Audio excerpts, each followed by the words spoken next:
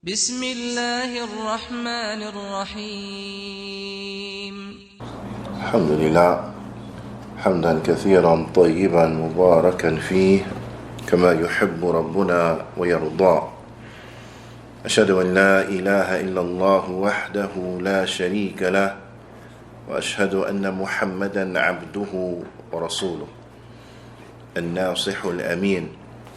اللهم صل على نبينا محمد وعلى آله وصحبه أجمعين ومن تمسك بسنته إلى يوم الدين. ثم أما بعد، الحمد لله على نعمة الإسلام والسنة. عن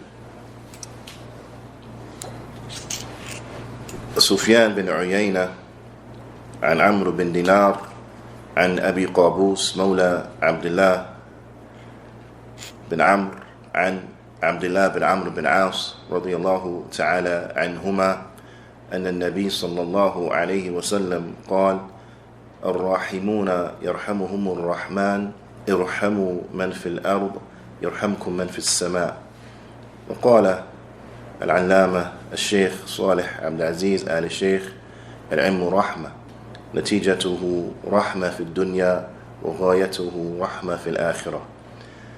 The Prophet sallallahu alaihi wasallam, he said in his tremendous hadith, this hadith that is musalsal bil awwaliyah, those who are merciful, they will be shown mercy by the most merciful.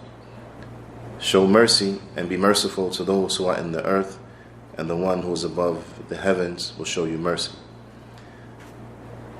The great scholar, Sheikh Salih Abdul Aziz Al Sheikh, Hafidhullah Ta'ala, he mentions, he says, knowledge is mercy. The results of knowledge is mercy in this world, and the ultimate goal of knowledge is mercy in the hereafter. It is tremendous that we remind ourselves with the likes of this, so that our interactions with the people is one that is balanced and that has its origin in mercy. And this is keeping in mind the reality and the threat that the Prophet ﷺ, he informed us of, where he said, "Man la yarham la yurham." Whoever does not show mercy will not be shown mercy.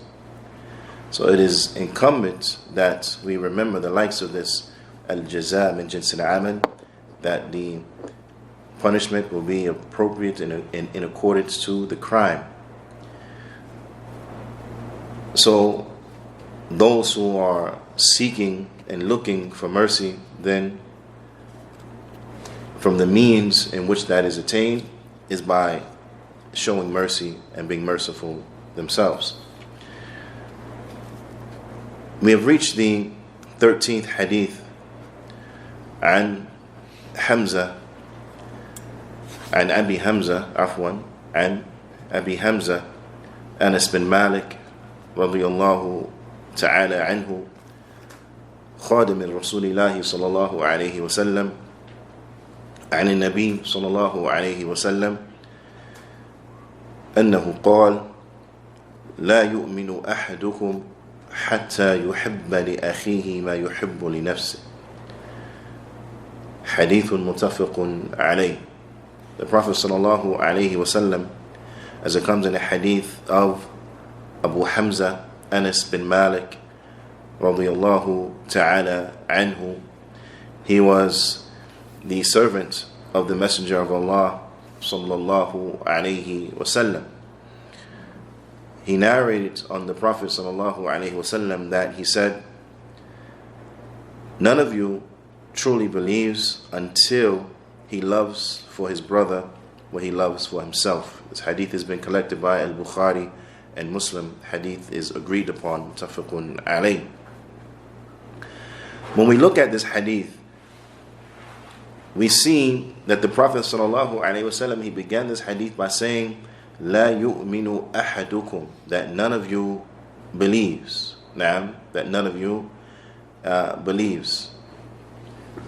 What do we understand as relates to this particular statement?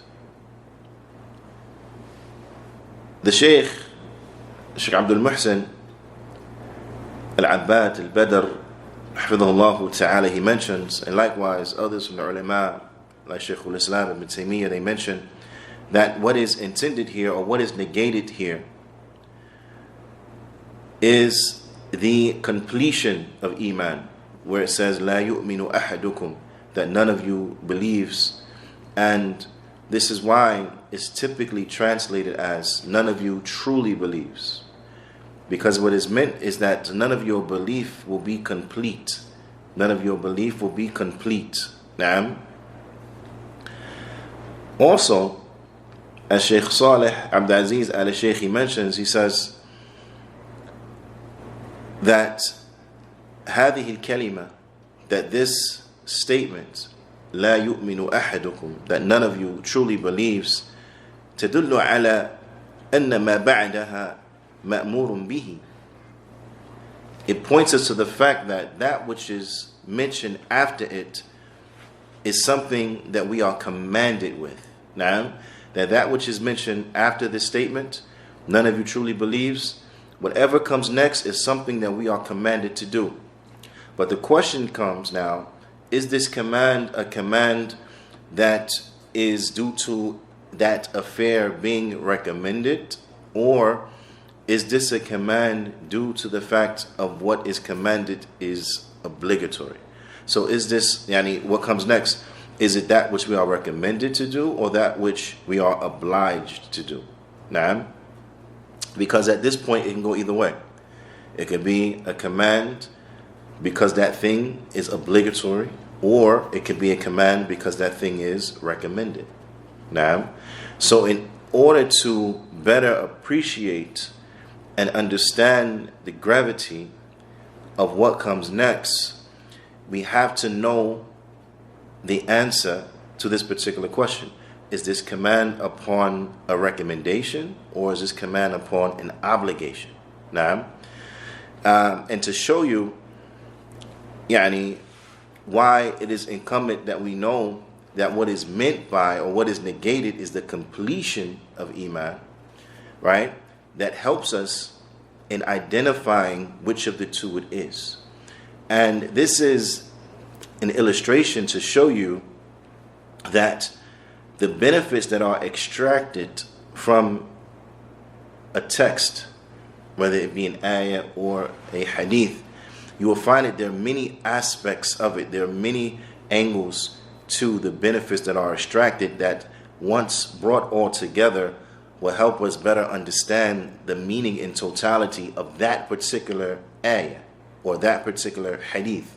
Now, also, with that in mind, we should also understand that as it relates to a particular issue, to be well grounded in a particular issue, then you have to bring all of the proofs and evidences as relates to that particular issue, understand each and every one of them with the dynamics that each and every one of them presents, and the different angles and understandings and that can be understood from each and every one of them, and bring all of those meanings together and how they work in concert with one another in order to come to the proper meaning or the proper ruling as relates to that particular affair. And this is why it is not as such as that an individual can come with one hadith or one ayah and think they know the whole of the issue in totality. But rather, as Imam al-Albani rahimahullah ta'ala used to say, you have to bring all of the proofs and evidences as relates to that particular topic together before you can know the proper meaning. So this, bi'ithnillahi ta'ala, may help us to appreciate more the ulama, and that things are not, in other words, there are sometimes issues that we don't see, we don't understand. Although we may be looking at the same hadith, the same ayah, the shaykh sees but we don't see, because of the knowledge that he has. Because of the knowledge that he has, because of the knowledge of the other texts and proofs and evidences and so on and so forth, and how they come together, how they work together, and how they are merged, so on and so forth, they're able to see and to understand these nuances of which will escape us due to our lack of knowledge. So here it gives us a little bit of that understanding, because again, the statement, none of you truly believes. First we have to know, what does that mean? La yu'minu ahadukum. Because literally, it means none of you believes. None of you believes. Naam. So is that the meaning, that none of you has Iman? It's negating the origin of Iman? Then of course the answer is no. It's not negating the origin of Iman. So then therefore, it's negating what? The completion of Iman. It's negating the completion of Iman. That's a very key component to understand this narration. So now that we have understood that, we also take from that very same statement that whatever comes next is a command. But that command could either be because it's obligatory, or it could be because it's recommended. So now, how are we able to understand if it's obligatory or recommended? Is by what? Is by going back to the fact that it completes the Iman. So listen to what the Shaykh says. Shaykh Salih, Abdis al-Shaykh, he goes on to mention, he says, دل على, that this statement يعني دل على أن محب المرء لأخيه ما يحبه لنفسه واجب. Now, he said this points us to the fact that an individual having love for his brother, that which he loves for himself, is wajib. Is wajib. How? Why is it wajib? Right? And I want you to listen, yani, so we can better appreciate rather the ulama. He says it is wajib. Why? لأن نفي الإيمان لا يكون لنفي الشيء مستحب. He said because the negation of the completion of Iman will not be for something that's recommended. The fact that the completion of Iman is negated, then this is an indication to us that that which we are commanded with is not recommended, but rather it is wajib. It is obligatory. Naam. So Shaykh Abdul Muhsin, he mentions, he says, وَهَذَا الْحَدِيث نَفْيُ كَمَالِ الْإِيمَانِ الْوَاجِبِ. He says this hadith, it will negate the completion of Iman that is necessary. عن المسلم حتى يحب لأخيه المسلم ما يحب لنفسه.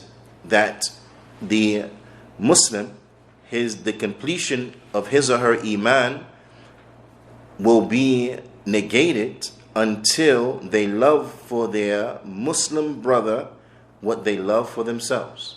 So the completion of our Iman will be unattainable until we love for the Muslims, male and female, what we love for ourselves.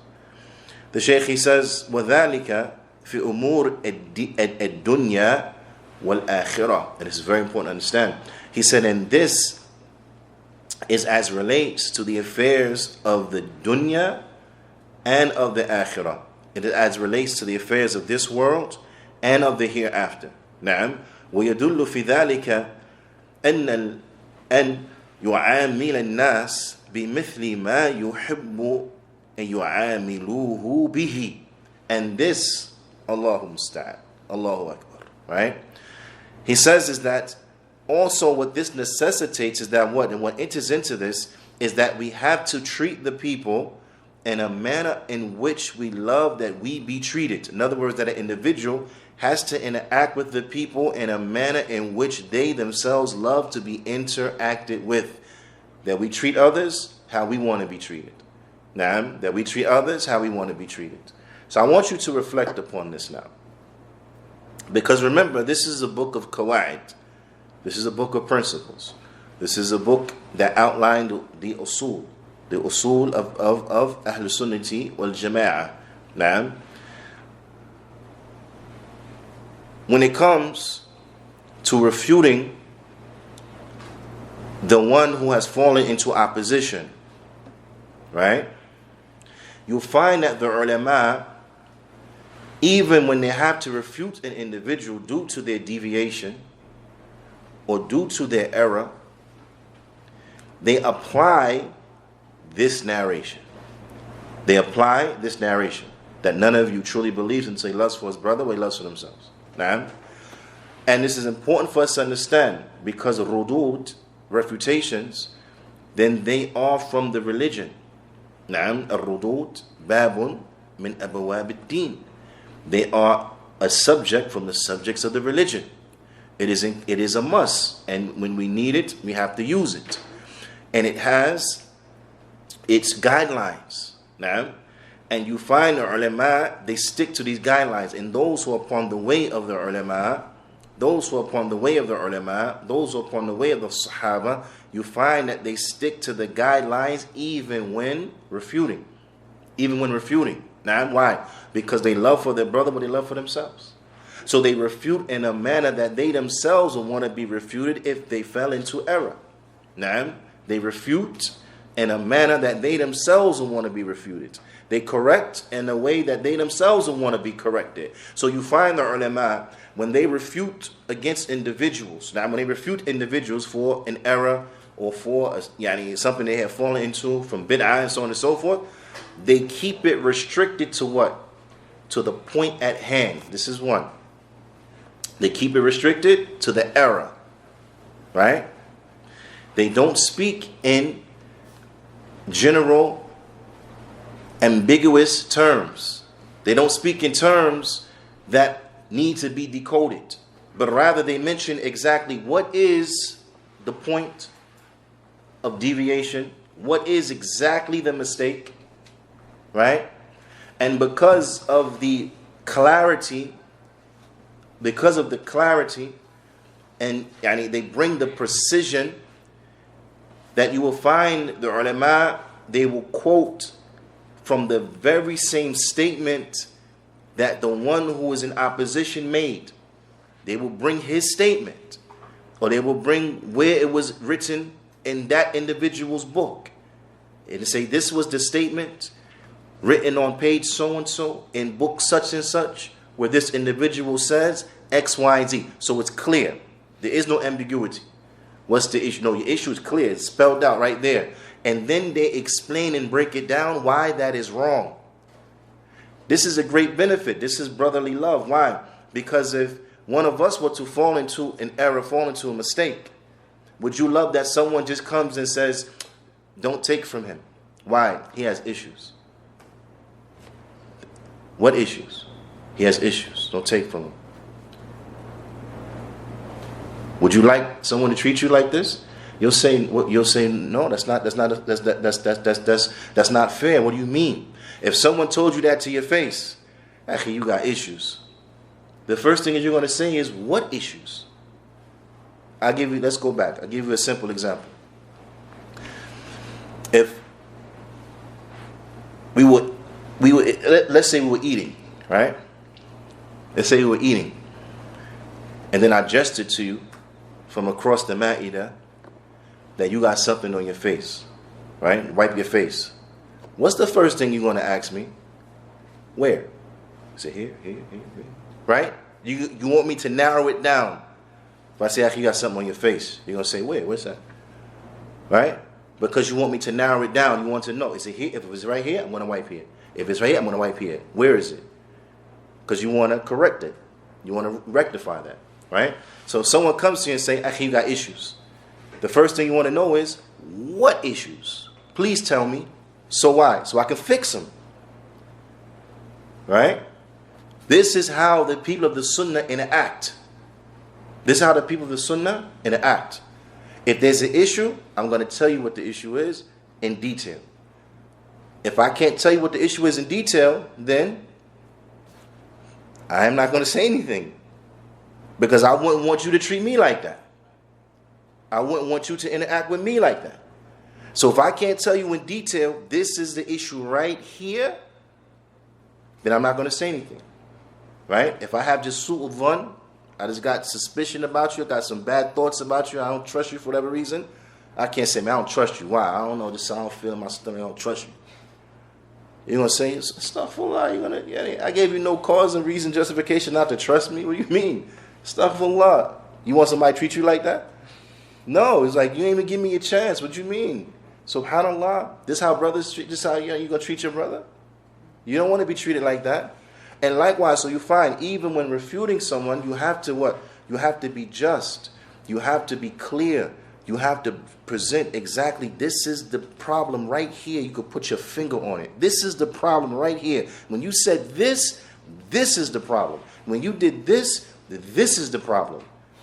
Now, and you make that clear. Also, you keep it to the issue itself. So you find the ulama, when they're refuting those who they're refuting, they don't get into verbally abusing them, calling them all types of names and this and that, that and this. They keep it to the issue. Right? They keep it to the issue. Now, this is not to say that if someone did something that was moronic and you called it, and you find the ulama saying that this is from stupidity, then one would issue such a thing. This does not enter into what is meant by that type of verbal abuse and so on and so forth. Now, so I don't want you to misunderstand what I'm saying. We all know what verbal abuse is. We all know name calling that's not necessary. We all know name calling that is not necessary, right? You don't find the ulama doing that when they are refuting a particular individual. Likewise, there may be things that is known about an individual. There may be things that's known about an individual, but it is not applicable to the conversation at hand. So they don't bring it up because this is not what we're talking about. You understand? They don't bring it up because it's not what we're talking about. So, for example, if an innovator fell into innovation, you don't find that scholar who's refuting that innovator now speaking about the children of the innovator and his children such and such. What does that have to do with the man and his innovation? Right? Has nothing to do with the man and his innovation. So they keep it where it is. Now you find these individuals who claim to be following the sunnah of the Prophet ﷺ, when it comes to this issue of refuting, you don't find many, unfortunately, or you don't find some, let's say, you don't find some applying the likes of these guidelines. You don't find that. But you find them bringing what? Extreme generalities. They don't narrow down what is the issue. Got an issue. What's the issue? They know the issue. What? Akhi, make tawbah. Okay. Astaghfirullah. Astaghfirullah wa atubu ilayh. But what specific sin are you referring to? I mean, I know I do sins. You know you do sins, right? But if you telling someone make tawbah, okay, for what particular sin are you referring to? What sin I'm supposed to make tawbah for? Tell me this, right? Because a part of making tawbah, it has conditions, right? You have to leave off the sin. Okay, if I don't know what sin you're referring to, I'm going to leave it off. You have to have a resolve not to return back to the sin. Right? If I don't know what specific sin you're talking about, how can I have reserve? How can I have a firm what do you say, decision that I'm not going to return back to that particular? I don't know what sin you're talking about. Right? You're supposed to feel remorse over the sin. I don't know what sin you're referring to. I'm going to feel remorse over it. If the sin involved the right of a human, I have to return the right. I don't know whether this sin involves the right of a human or not. So how? I can make tawbah in general, but what are you talking about specifically that was a catalyst that made you say that statement? Man, you know what you did. That sound like a brother? That sound like somebody treat you like a brother? Or that sound like somebody who's just has ill intent for you? Right? But these things are very important, because if we're going to say Sunni, Salafi, then you got to be Salafi. It's not just a word. It's not just a statement that you say, not just a claim. And everybody claim to have a connection with Layla. But she don't accept that for them. She don't know them. Everybody claim know her, but she don't know them. Right? So just making a claim is not sufficient, because claims don't change reality. Now, a person say he's righteous, but he's not righteous. That mean he's righteous because he said he's righteous? No. That's like if I said that, I don't know, this pin cap is a Skittle. That makes it a Skittle. It makes it a Tic Tac. Makes it now later. You gonna eat it now because I said it's a now later? No. You break your teeth and hurt yourself. Just changing the name or calling something doesn't change its reality. So we have to implement these rules. The ulama put these hadith together that have the principles, because they're not just in one area, but they affect all of a person's life. Even in, and I'm bringing this as an example, even in the issue And even in the bab of jarh wa ta'adil, it enters into it. You interact with your brother like you want to be interacted with. Because that's your brother. You point out his mistake, not because you want to destroy him, because you want him to rectify his mistake. You point out his mistake to those who may be following in that mistake, because man dalla ala shar, whoever points to an evil, then what happens? They get the sin of those who follow them in the evil. So you point out to those who may be following your brother in evil, listen, what he did was evil. Don't follow him in that. Why? To reduce his amount of sin. The same way you would want someone to stop people from following you in something that was error that you have done. Why? So that when you come out your grave, Yawm al-Qiyamah, you don't got millions of people follow you in some sin. Now you got to share that sin as well. No, minimize that. Right? That's all from brotherly love. But we have to apply it even in the likes of these terms. Ala kulli hal, our Iman is not truly complete until we love for our brothers what we love for ourselves. In the affairs of the dunya, in the affairs of this life, and in the affairs of the akhirah. Na'am, وَيَدْخُلُ فِي ذَلِكَ. Oh, na'am. And so thus we treat them as in a manner in which we ourselves want to be treated. And to show you how the stakes of this, they are high. Like this is not something that is a joke, right? Interacting with people in a manner in which you yourself want to be interacted with, or treating people in a manner that you yourself want to be treated. The Shaykh he brings, he says, وَعَنْ Abdullah bin Amr bin Aus, and on the authority of Abdullah bin Amr bin Aus radiyallahu ta'ala anhuma,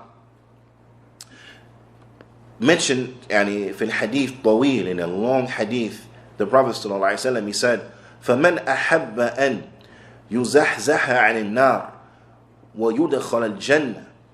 Whoever wants to be saved from the fire and enter into the Jannah, فَلْيَأْتِيهِ مَنِيَّتُهُ وَهُوَ يُؤْمِنُ بِاللَّهِ وَالْيَوْمِ الْآخِرِ. Then let his death comes to him while they believe in Allah and in the last day. وَلْيَأْتِي إِلَى النَّاسِ الَّذِي يُحِبُّ أَنْ يُؤْتَى إِلَيْهِ. And he gives to the people that which he loves that they will give unto him. So now what is mentioned here? What is mentioned here? It is mentioned here that whoever wants to be saved from the fire and enter into Jannah have to have two characteristics. The first of them, believe in Allah on the last day. So they have to believe. What's the next thing that the Prophet ﷺ mentioned? They treat the people like they themselves want to be treated. So how important is that now? Right? How important is that? And because you find, this is what you find. The people, the Sunnah, going back to the example of Jarh with Ta'adil, the people of the Sunnah, the true people who are treading upon the Sunnah and trying to implement the Sunnah, you will find that what? They don't have double standards. They don't have double standards. Right?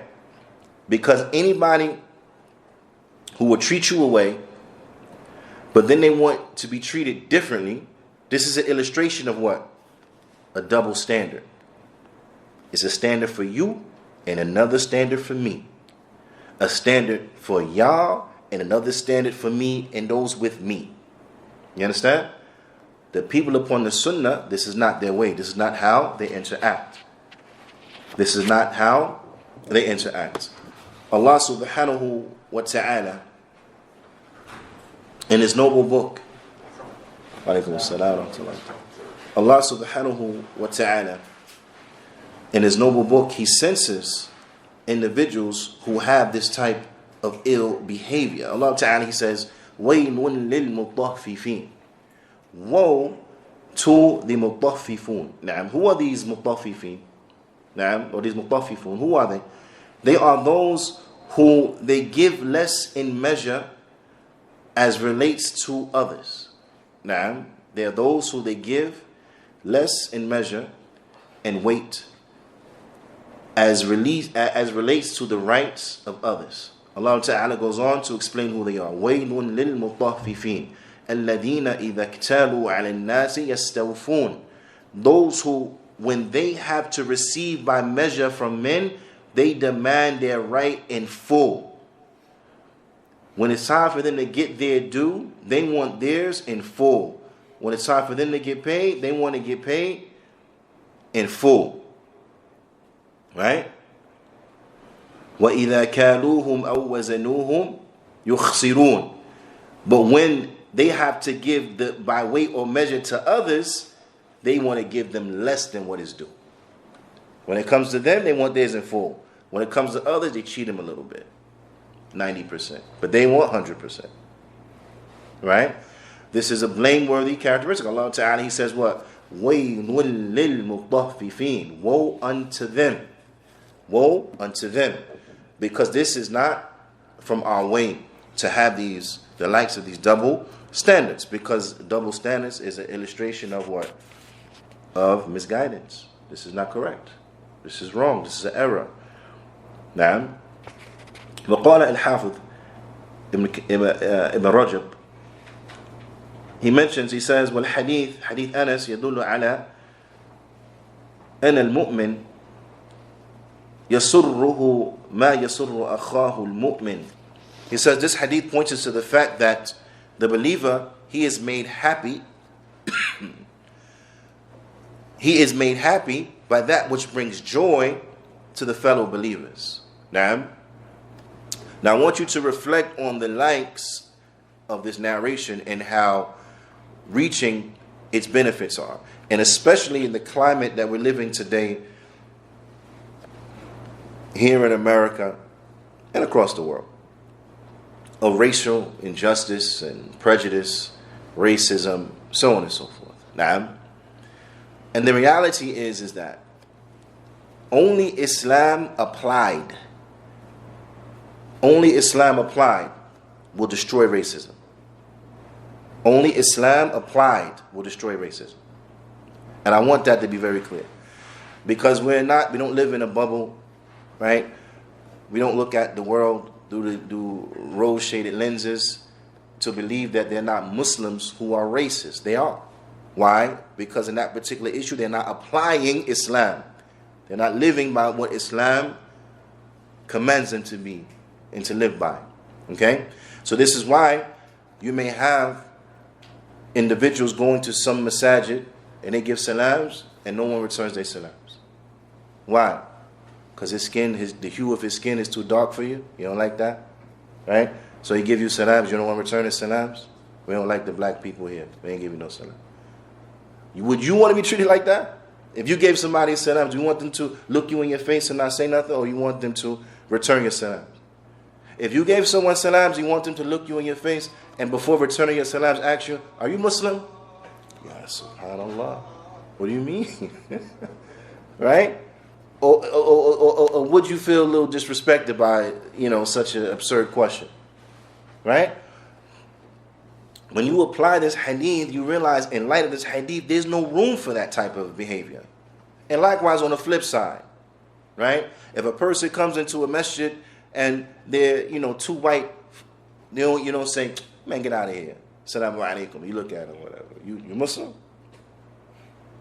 You don't treat them like that, right? That's wrong. Based on what? Why are you treating them like that? You want to be treated like that? No, you got mad when you did this, you over there, right? Okay, so why are you doing it right here? You understand? Now, qis ala dhalik. Use this as in every regard. In every regard. When it comes time for you to ask for a woman's hand in marriage, you want them to turn you away because of where you're from? No. So then why do you do it to others?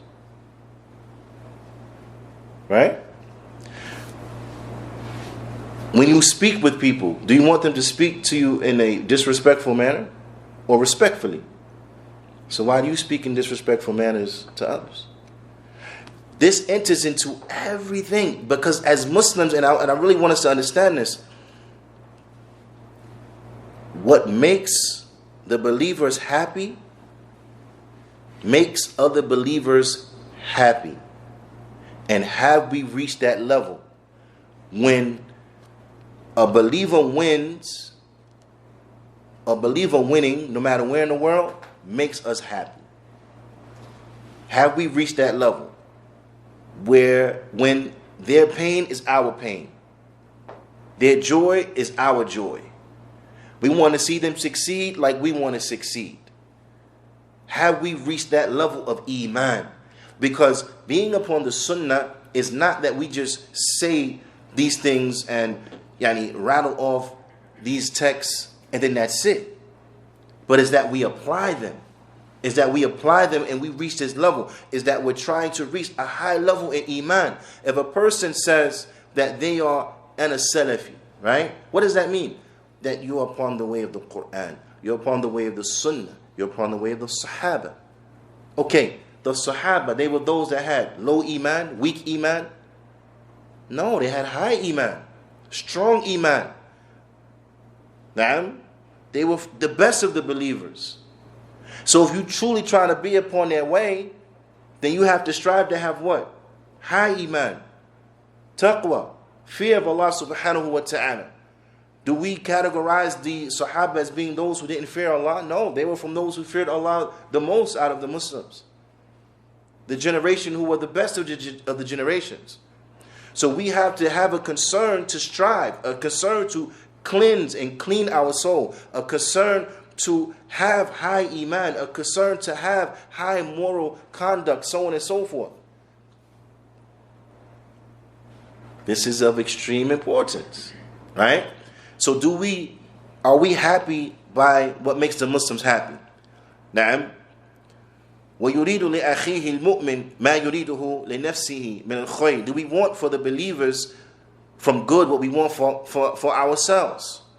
وَهَذَا كُلُّهُ إِنَّمَا يَأْتِي مِنْ كَمَالِ سَلَامَتِهِ الصَّدْرِ مِنَ الْغِلْ وَالْغِشْ وَالْحَسَدِ. And all of this, when you have reached this level, when what makes the Muslims happy makes you happy, when you want for them what you want for yourself, all of this points to the fact of an individual having a clean chest, an individual having a clean chest that is free from any type of rancor and animosity, any type of deception, any type of envy. نعم. فإن الحسد يقتضي أن يكره الحاسد أن يفوقه أحد في خير. Because the one who has hasad, the one who is envious, he doesn't want anybody to have a good that he don't have. He doesn't want anyone to have a good that he doesn't have. أو يساويه فيه, or he doesn't want anyone to have the same good he has. Now, he doesn't want anyone to have something he don't have. This guy is so sick, he doesn't even want them to be the same with him. He got it, he don't want them to have it too. Now, he has it, he doesn't want them to have it. This is the one who is an envier. نعم. لأنه يحب أن يتميز عن الناس بفضائله, because he wants to stand out away from people with what he has, with himself. He wants to be the only one that has this good thing, the only one who has these blessings and that. He doesn't want it for anyone else. نعم. وينفرد بها عنهم. He wants to be the only one with this and that. Well, Iman, but faith, يقتضي خلاف ذلك. But faith, it necessitates the opposite of that. خلاف ذلك. It necessitates its opposite. That we want for our brothers what we want for ourselves. وهو أن. What is faith? What does it necessitate? وهو أن يشركه المؤمنون كلهم فيما أعطاه الله من الخير. Is that he wants all of the believers to have what he has, what Allah has blessed him with from good. Now, he wants all of the believers to be blessed with what he has from good. So now, this may bring us a better appreciation for the statement of Imam Shafi'i, where he said that he desired all of the believers to be scholars. He wanted everyone to have knowledge. Now, like this is the way of the scholar. He wants everyone to have knowledge. Now I want you to reflect upon this. You have individuals who claim they want good for the people, but they don't try to enrich the people. They don't try to enrich them. They want the people to stay down. Now, they don't want you to learn Arabic. They want to be the ones that know Arabic, and they want to keep you there dependent upon them. They don't want you to make connections with the ulama. They want to be the bawab, Juyaanee. They want to be the doorman to the ulama. They don't want you to have access. No, you got to come through us. This is not the characteristic of a person who was applying these principles of the deen. This is not the characteristic of a person who's applying these principles. But the person who really wants good for you, he wants to see you thrive. He wants to see you increase. He wants to see you learn. He wants to see you have access to the ulama. This individual won't feel anything in his chest if you surpass him. But that will make him happy. The fact that the student now becomes the teacher and has exceeded the teacher. This makes him happy, not sad. The fact that you will have access to ulama that he didn't have access to makes him happy, not sad. This is the way of those who are truly upon the sunnah. So when you find others who are playing this, listen, you have to stay in your place, and we're going to be the hamzatul wasl. We're going to be the connection between you and between what we say you need to be connected to. That's a person who what? He has an agenda. He don't care about you. That's a person who's looking to use you, to exploit you. He doesn't really care about you. He doesn't care that he doesn't really want that you apply these rules and regulations of Islam. They don't want that. They want to use Islam to control you so they can achieve their agenda. You have to beware. And why am I saying this? I'm saying this very clearly. Why? Because sometimes people do not connect the dots. How many of us have heard the likes of this hadith? A lot of us, right? All of us, right? How many of us have seen some of the treachery that I mentioned? All of us, right? Have we connected it back when we saw this treachery that you were in violation of this hadith? Did we connect that dot? Some of us have. Some of us may have not. Right? But when a person would tell you this hadith, you will say that what? This is Islam 101. You love for your brother what you love for yourself. Right? This is one of those concepts that is universally accepted. You go to a kafir in the street and say, you're supposed to treat people the way you want to be treated, and they'll accept it from you. Right? Because they even walk around and with this, and they call it the golden rule. Treat others like you want to be treated. Correct? This is common sense 101, right? So how come when we see this treachery, we don't call it for what it is? Now, and anyone who comes forward and they bring forth this type of treachery, how in the world do you say they are noble brother? Noble with what? Noble in treachery? You see, that's an oxymoron. Don't even sound right. It's like dirty clean. I mean, what is it? Right? So it's incumbent that these dots are connected so we can call a spade and identify what's wrong when we see it. And then we don't accept it. Let alone say it's good and promote it. Nah. It is incumbent that we start implementing, because a lot of the fitna that happens, it happens because people do not apply the rules and regulations of the sunnah. They do not apply the rules and regulations of Salafiyya. How many people talk about Salafiyya but don't know what Salafiyya is? Now, how many people hate Salafiyya? Why? Because they don't know what it is. And why do the people hate it who don't know what it is? Because the people who claim it don't know what it is, and they act contrary to it, and then they're taken as the example of what it is, and and used to define it when they themselves aren't living in accordance to it. But then when it's explained to the people, they what? They accept it. They say, oh, that's Islam. Okay, I get it. The name was throwing me off, but what you're talking about, I get that. That's what that is. SubhanAllah, I was looking at these guys over here. You see? Don't be a fitna for the Muslims that you push them away from good due to your bad behavior. Ala kulli hal. The Shaykh goes on and he says that from good is that you want all the Muslims to have the good that Allah Ta'ala has given you. مَغَيْرِ أَنْ يَنْقُصَ عَلَيْهِ مِنْهُ شَيْءٍ, without them being decreased in anything. You want them to have the exact same good you have. You don't want them to be decreased in anything. فَيَنْبَغِي, the Shaykh goes on to say, فَيَنْبَغِي لِلْمُؤْمِنِ and يُحِبَّ لِلْمُؤْمِنِينَ مَا يُحِبُّهُ لِنَفْسِهِ. So a believer has to love for the believers that which he loves for himself. وَيَكْرَهُ لَهُمْ مَا يَكْرَهُ لِنَفْسِهِ. And he has to hate for them what he hates for himself. وَإِذَا رَأَى مِنْ أَخِيهِ الْمُسْلِمِ نَقْصًا فِي دِينِهِ اجتهد في إصلاحه. And if he sees in his brother a deficiency in his religion, then he strives to rectify him. Oh, subhanallah. If he sees from his brother a deficiency in his religion, he tries to rectify him. He tries to fix him. That's the person who is your true brother. That's the person who is a sincere advisor. Not the person who see you got an issue and he see you got a problem and he say, you know what? You cut off, man. Get away from him. Stay away from him. He got a problem. He looking for any reason to cut you off.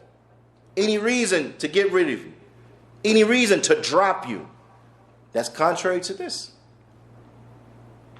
The first goal is to what? To fix it. To fix it. Right?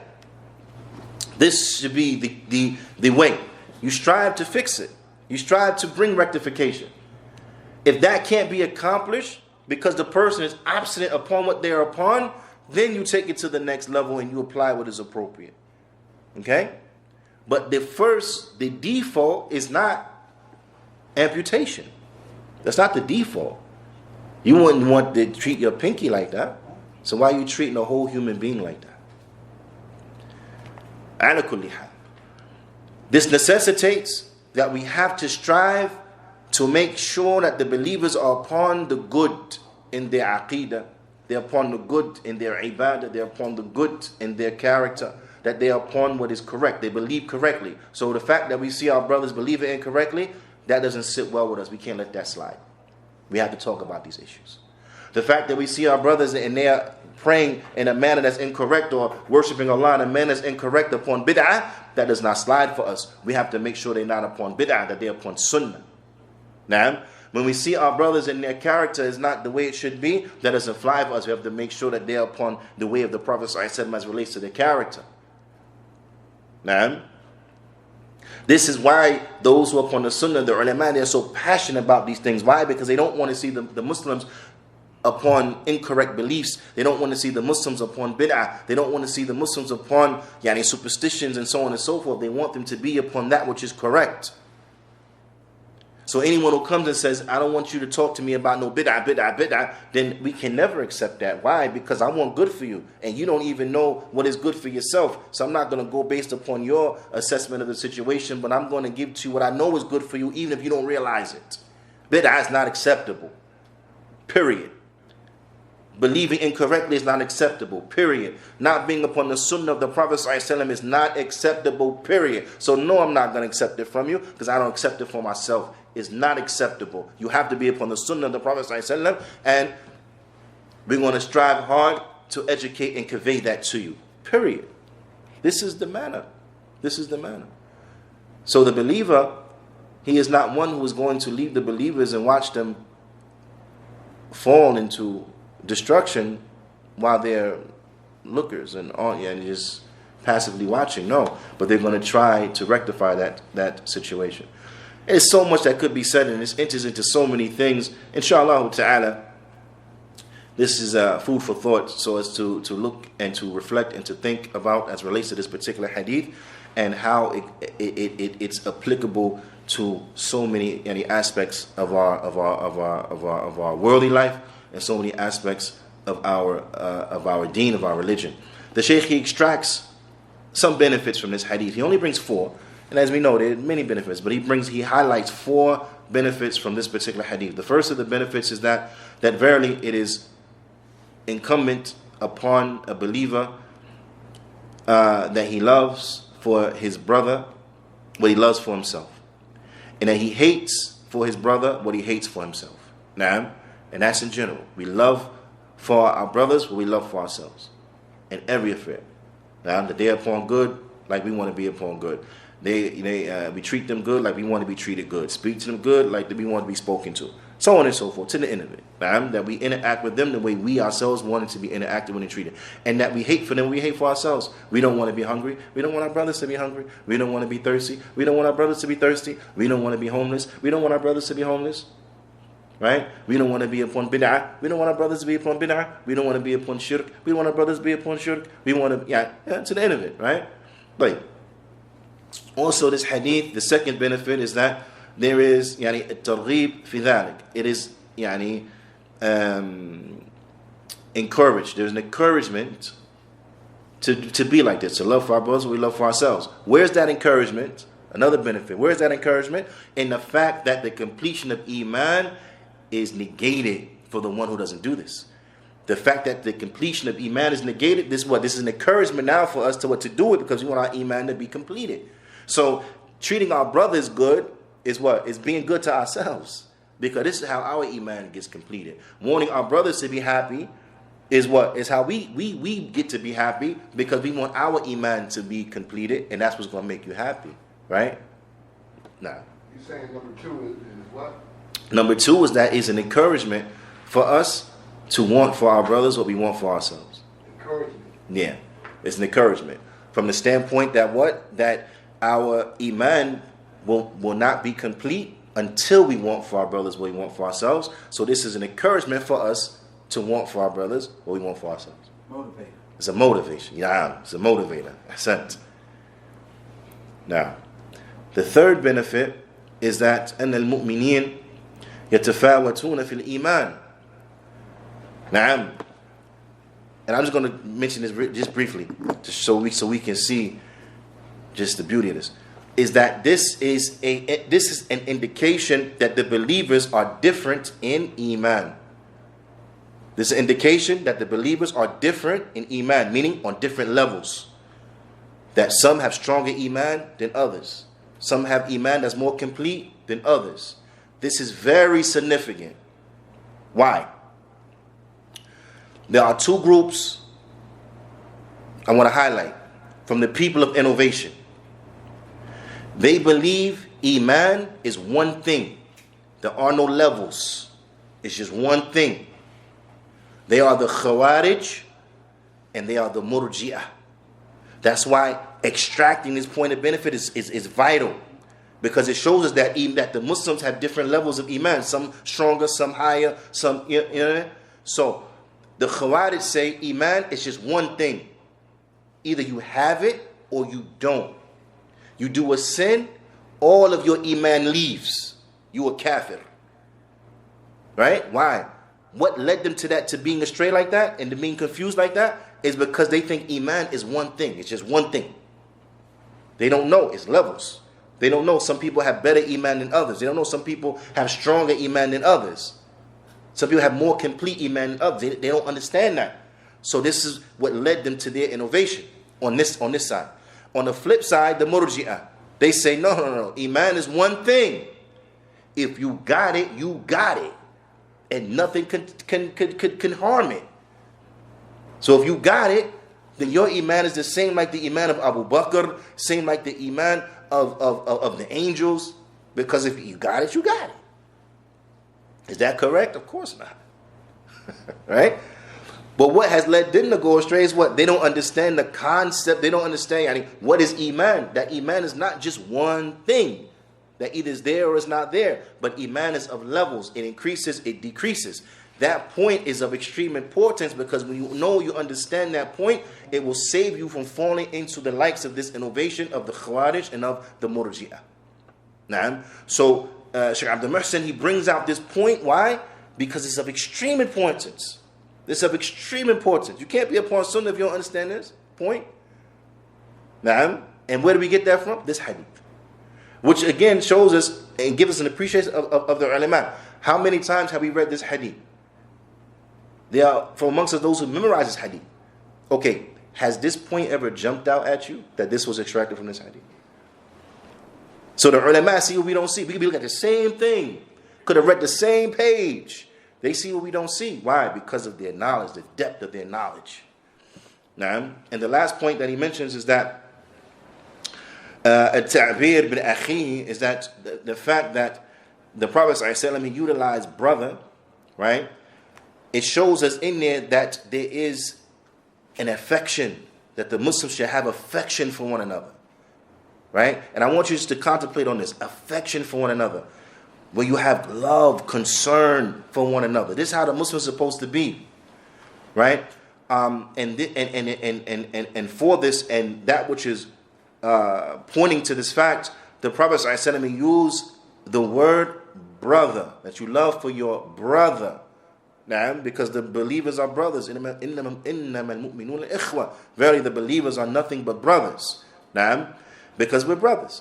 So your brother, you don't hate your brother. You don't want to see harm happen to your brother. You don't want your brother to be destroyed, but you want your brother to be prosperous, to benefit, and the like. So we see from this that we should have love and affection for each other, love and affection for the Muslims, which is of extreme importance.